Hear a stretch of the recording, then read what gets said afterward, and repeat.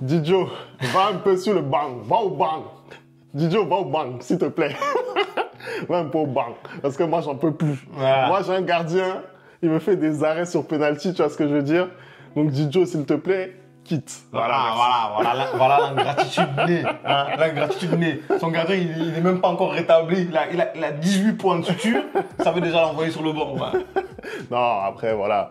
D'ailleurs, on lui souhaite bon rétablissement à Didio. Hein. Ah, on dirait pas, on dirait pas comme ça. Si, quand même, on rigole, une petite boutade. Mais bon, en tout cas, ça a été un match difficile. C'est une qualif pour le PSG en 16e de finale de la Coupe de France face à une très belle équipe lensoise. D'ailleurs, globalement, je pense que pour toi, Anderson, c'était un match Encore une fois de plus, incroyable à regarder. J'ai eu un très très beau match. Apparemment, il faut que je regarde le Paris Saint-Germain pour avoir du football. Non, franchement, que ce soit le Paris Saint-Germain, que ce soit Lens ce soir, on m'a offert du très très beau football. Franchement, l'année 2024 se termine très très bien pour moi. Franchement, merci le football de m'offrir ce genre de match. Merci. Allez, on va en parler de ce match. On envoie le générique, c'est parti.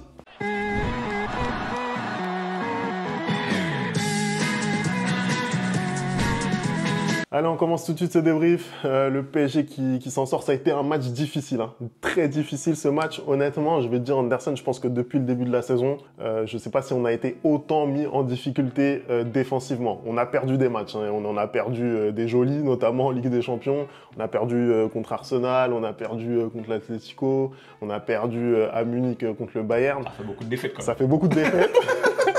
Non, mais je le concède, hein, ça fait beaucoup de défaites.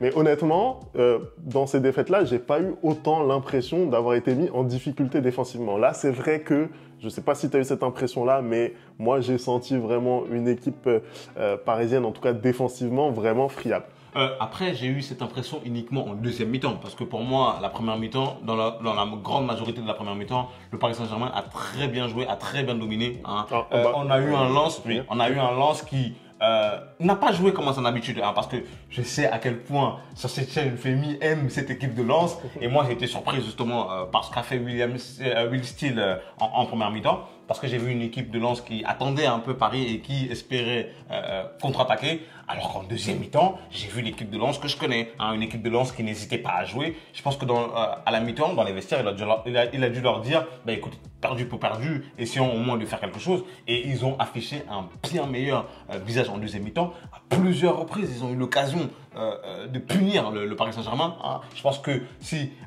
c'est quoi? C'est Fulgini, du coup. Voilà, Fulgini, parce que moi je disais Fulgini. Si Fulgini cadre ces deux frappes, Paris ça peut être très très compliqué pour le Paris Saint-Germain ce soir. Mais oui, Lens a inquiété Paris comme aucune équipe n'a inquiété le Paris Saint-Germain depuis le début de la saison, en France en tout cas.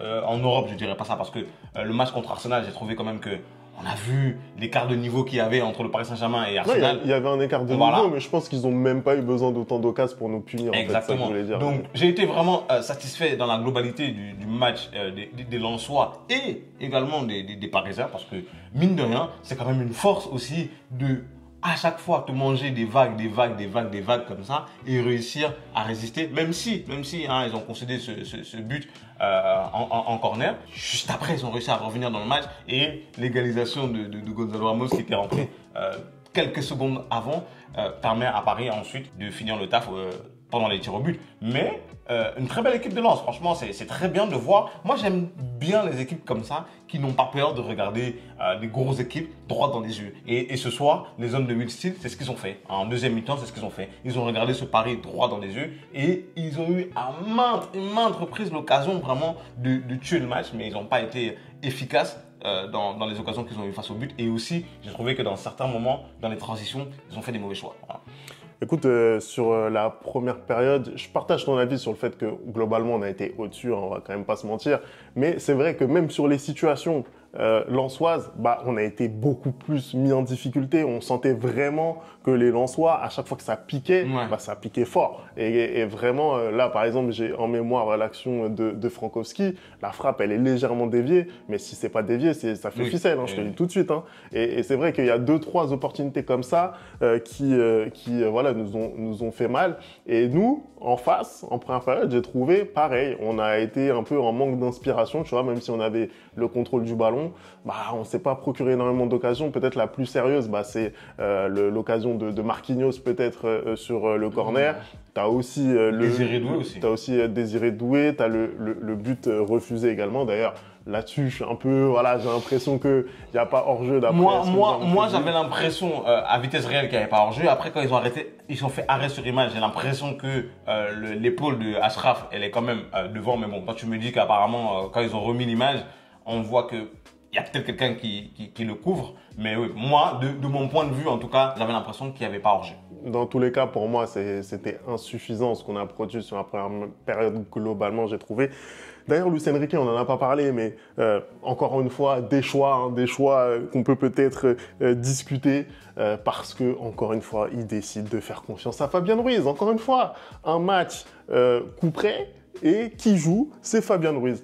Et ça me permet d'argumenter encore plus sur, pour moi, quelque chose qui a fait défaut aujourd'hui au PSG, c'est sur le côté droit, puisque les équipes commencent à nous regarder un petit peu, commencent à comprendre que Achraf, il monte beaucoup. Qu'est-ce qui se passe? On a énormément de boulevards sur le côté droit et Fabian Ruiz, il a beaucoup plus de mal qu'un Warren, par exemple, quand il joue, à couvrir en fait, tu vois ce que je veux dire? Je pense que oui, son registre défensif, il est beaucoup moins important que celui de Warren. Évidemment. Après, moi, j'ai été surpris par la formation qu'il a affichée Luis Enrique. Pourquoi? Parce que je me suis dit, Paris rigole pas, parce que c'est typiquement le 11 titulaire en vrai de vrai. Hormis Désiré Doué, qui normalement c'est Barcola, mais bon, quand on regarde les dernières prestations, c'est plus Désiré Doué qui est titulaire. Donc j'ai été vraiment surpris par le fait qu'il a aligné d'emblée son 11 parce que ça veut dire qu'il prend vraiment la compétition au sérieux et qu'il n'avait pas, dans l'optique de faire reposer ses hommes pour la nouvelle année. Moi, j'aurais pas compris, honnêtement. T'as plus de matchs derrière qui arrivent tout de suite après. T'as une équipe, t'as un déplacement à Lens, c'est peut-être le pire tirage que tu pouvais avoir en Coupe de France. Fallait assurer avec une équipe type, voilà, en tout cas l'équipe du moment. Après, comme je t'ai dit, il y a des choix qui me dérangent. Fabian Ruiz, ça me dérange. Je pense qu'il y a Kanguinli aussi qui te dérange. Kanguinli, ça me dérange énormément. J'ai vraiment, honnêtement, je sais pas ce que Luis Enrique leur trouve autant à ces deux-là pour qu'ils aient autant l'immunité en fait. Tu te rends compte que c'est parmi les deux joueurs les plus utilisés de Luis Enrique, c'est fou. Moi, je parlais avec un ami ce matin, il me dit quoi sur Kanguinli? Il me dit ouais, franchement, quand tu regardes de l'extérieur, Kanguinli, quand il a le ballon, qui fait ses petits trucs et tout, et après, tu as l'impression que c'est un top player. Mais quand tu regardes vraiment en profondeur, en fait, il fait que des passes en retrait. Non, c'est terrible. C'est terrible. J'ai dit à mon pote, t'abuses. Tu sens quand même qu'il a du football. Mais voilà, pour lui, il juge que Kanguinli, tu te reconnaîtras FMK 14. Non, mais moi, je te dis, j'étais le premier à être hypé quand il a signé au PSG. Mais de plus en plus, je suis déçu. En plus, j'ai l'impression quand même que ce soir, c'est pas son pire match. Tu vois ce que je veux dire? J'ai l'impression quand même que il a essayé de proposer un petit peu plus, d'être un petit peu plus dans la personnalité, dans les dribbles, etc. Mais globalement, pour moi, ça reste insuffisant.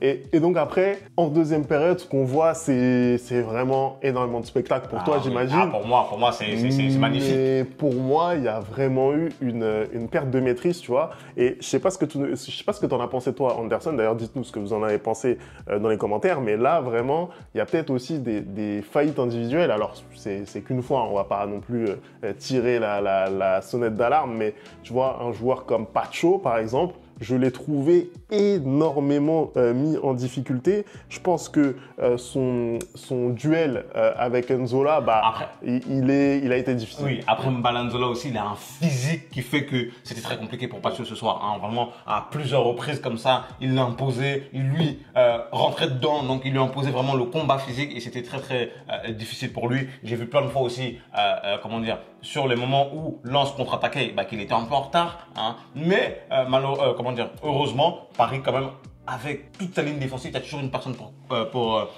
combler les manques. Il y a toujours Safonov aussi qui est là pour assurer. Donc certes, dans le duel physique, c'était difficile pour lui. Peut-être aussi qu'il est un peu fatigué, Femi. Les joueurs jouent énormément. On rappelle que cette équipe du Paris Saint-Germain joue la Ligue des Champions, la Ligue 1 et maintenant la Coupe de France. Donc peut-être aussi que les organismes commencent à être empruntés. On verra un peu le niveau qu'il affichera après les vacances. Mais je pense que c'est un peu de tout ça qui font que certains joueurs étaient en dessous physiquement.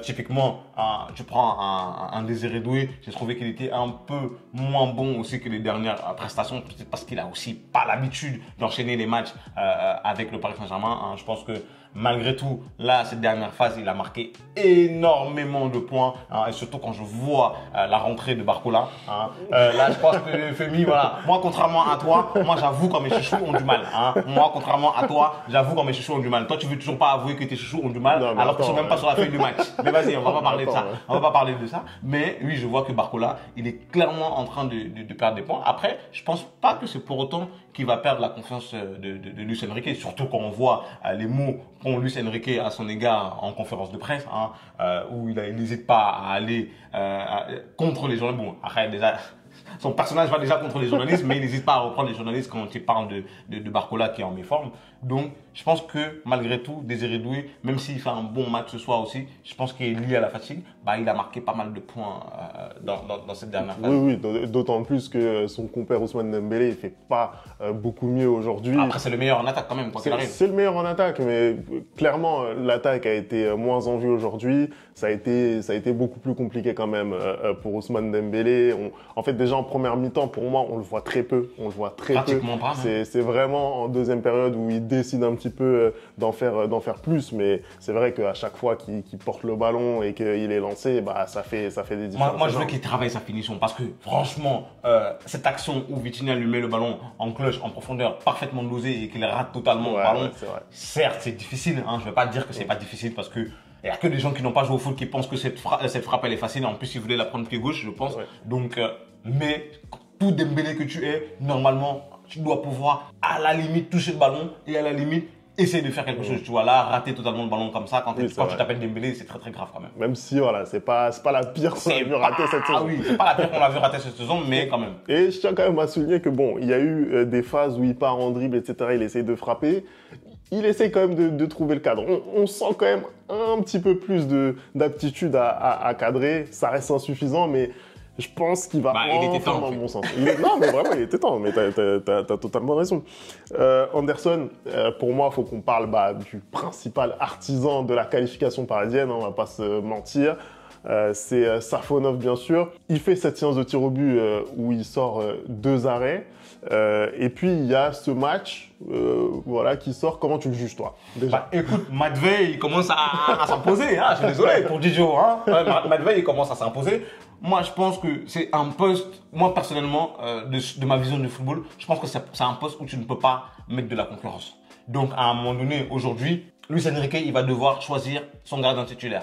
Matvey, Safonov, chaque fois qu'il est titulaire, il te fait des bonnes prestations. Il a fait cette boulette juste, c'était contre qui? C'était contre le Bayern. Contre le Bayern en Ligue des Champions, qui a fait que il a commencé un peu à rester un peu plus sur le banc. Mais outre ça, il a tout le temps fait des prestations assez sérieuses. Là, tu parlais du fait qu'il a arrêté 2 tirs au but. Je ne sais pas si ça avait été Donnarumma, je ne sais pas il aurait réussi aussi à stopper ces tirs au but-là. Hein. On rappelle quand même que Donnarumma, il a quand même gagné 1 euro avec l'Italie où il y a eu une séance de tirs au but et je crois qu'il a arrêté des tirs au but. Ouais, donc, globalement, il est bon dans l'exercice. Voilà, donc au final, aujourd'hui, je ne sais pas qui mérite d'être ton gardien titulaire parce que certes, il y a des manques au niveau de Donnarumma, mais ça reste quand même un gardien international, ça reste quand même un gardien qui a de l'expérience, ça reste quand même un gardien qui a déjà joué la Ligue des Champions, ça reste un gardien qui sait gérer la pression, alors que Safonov, je n'ai pas sûr qu'il puisse être capable de faire ça. Donc aujourd'hui, malgré le niveau de jeu qu'affiche Safonov, qui est très rassurant, pour le coup, je pense qu'il y a énormément de clubs qui aimeraient avoir un gardien de ce niveau-là en numéro 2, hein, je pense que ce serait très délicat de mettre Didier Donnarumma sur le banc. Voilà. Écoute, je suis toujours pas d'accord avec ton argument selon lequel Donnarumma a de l'expérience en Ligue des Champions, parce qu'on a l'impression que l'expérience, ça lui fait faire des bons matchs, alors que on voit à chaque fois en Ligue des Champions qu'il répond pas. Mais pour rester sur la presta du soir de Safonov, outre ce côté un petit peu plus rassurant, un petit peu plus impactant, il y a cette séance de tir au but. Toi, tu me disais que c'était pas forcément les tirs au but les plus difficiles à arrêter parce que les tirs au but sont pas bien frappés, les 2 derniers en tout cas. Zola et Andy Diouf, c'est très très mal tiré, Femi. C'est limite sur lui. Et en plus, clairement, la manière dont ils se positionnent et la manière dont ils font leur course d'élan, tu devines très bien où ils vont tirer. En fait, en plus, les deux ont tiré au même endroit. Un en l'air et un en bas. Donc, ça veut dire que c'était vraiment pas très bien tiré. Et après, si je reviens un peu plus sur son match, au final, il n'a pas tant de choses que ça à faire. Il y a une sortie où il va un petit peu au casse-pipe. Et là, c'est très limite. Heureusement qu'il n'y a pas la VAR pour lui. Heureusement qu'il n'y a pas la VAR. Heureusement. Franchement, en revoyant le ralenti, pareil, j'ai l'impression qu'il effleure le ballon avant que ça ne touche le joueur lensois. Mais quoi qu'il arrive, c'est pas une sortie maîtrisée. Hein. Nous, on a besoin d'être rassurés. Et bon, après, c'est pas Donnarumma non plus qui va te rassurer dans les airs. Voilà, c'est ça. Mais en tout cas, tu vois, il y a l'audace d'y aller, tu vois ce que je veux dire. Et ça dénote quand même par rapport à Donnarumma. Donc, bravo à lui, ça lui fait des points. Je suis pas certain que la hiérarchie change beaucoup à l'issue de ce match. On rappelle que Donnarumma est absent, hein, on rappelle suite au choc, hein, c'est pour ça que Safonov est titularisé. Mais ouais, je suis pas fondamentalement sûr que ça change grand-chose au niveau de la hiérarchie. Après, de toute façon, c'est la Ligue des Champions qui va nous faire comprendre qui est vraiment titulaire dans cette équipe. Parce que quand il y aura un match, là, il reste que 2 matchs super importants pour le Paris Saint-Germain. Et à un moment donné, quand on va arriver face à Manchester City et qu'il aura choisi Donnarumma, on va comprendre que c'est Donnarumma le numéro 1, tout simplement. On a fait le tour, Anderson, je pense. Bah écoute, on a fait le tour. Paris qui finit très bien l'année. Hein. Le Paris Saint-Germain qui finit très bien l'année. Le Real qui finit très bien l'année. Le replay va finir très bien l'année. Voilà. Ça fait plaisir. D'ailleurs, on aura l'occasion de revenir durant cette fin d'année et le début d'année prochaine sur les demi-saisons de ces deux clubs-là, le PSG et le Real. On aura bien entendu 2 personnes pour en parler avec nous, hein. On dit pas qui, mais en tout cas... On aura les invités sur la chaîne. En tout cas, on pourra en parler avec eux. Merci d'avoir regardé cette vidéo. On n'oublie pas, hein, les bonnes habitudes @le replay foot. Et on se retrouve très vite pour une nouvelle vidéo. Ciao.